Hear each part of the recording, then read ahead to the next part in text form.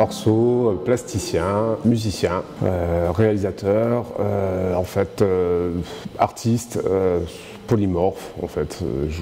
Souvent je me nomme comme ça. Formation en fait aucune, si ce n'est la vie, l'envie toujours de faire quelque chose de créatif. En fait j'ai gardé cette âme de petit garçon qui a envie de s'amuser avec un peu tout ce qui lui tombe sous les mains. En 2000 où j'ai vraiment fait une transition vers l'artistique assez radicale, j'ai commencé à développer vraiment mon travail d'artiste en faisant des courts-métrages, en montant des groupes de musique, en jouant pour d'autres musiciens aussi. Je me suis intéressé à la technologie dès qu'elle a commencé à paraître plus accessible. La 3D, je suis devenu motion designer. Souvent, j'ai réalisé mon premier court-métrage d'animation en 2006. Ça commence là en fait, vraiment mon travail sur la nature.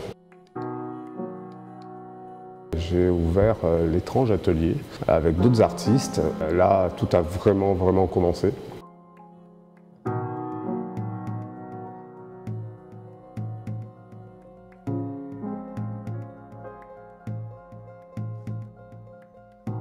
Avec aussi une expérience du street art, avec le graffiti, tout ça, comment d'être dans des espaces qui sont autres que des ateliers et de communiquer avec potentiellement un public directement là, au moment où on crée, quoi. Ce contact-là, de voir aussi ce que ça peut générer, de poser une pierre en équilibre, puis soudainement d'avoir quelqu'un qui trouve ça magique, tout simplement, parce qu'il y a quelque chose de magique avec cette pierre en équilibre toujours, comme ça surprend.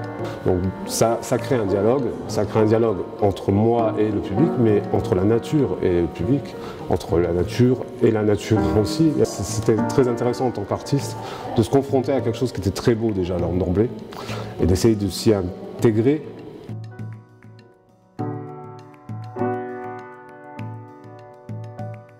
Je me suis dirigé vers d'autres mouvements, notamment le Monoa, pour cette exposition. Justement, le Monoa est porté par un artiste qui s'appelle Lee Yu-fan, qui est coréen à l'origine, mais qui vit au Japon. Et alors c'est très étrange, à l'international, il est considéré comme un plasticien. Sauf qu'au Japon, c'est un philosophe. Alors l'accès à la philosophie par la nature, je pense que c'est peut-être un bon angle, quoi, au final.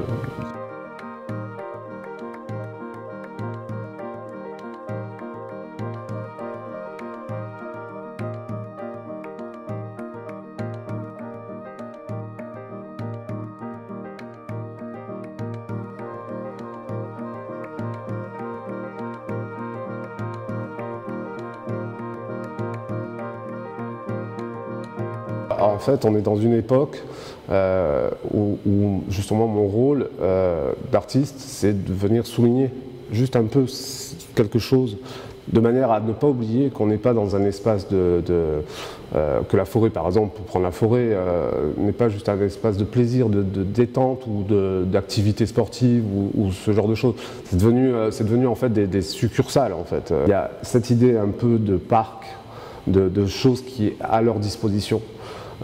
Parce que tout s'organise comme ça dans notre société. Donc tout ça, c'est plus la nature. Du premier angle, c'est plus une nature, c'est un espace de divertissement. Je trouve important de ne pas oublier que cet espace de divertissement, avant tout, c'est la nature. C'est la nature qui pourvoit à notre bien-être.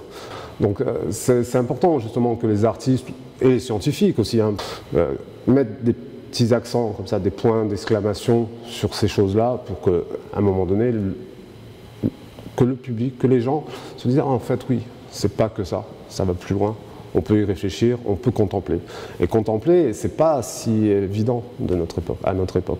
Et pour prendre ces instants de contemplation, il faut juste changer d'espace-temps, se mettre à l'espace-temps de la nature.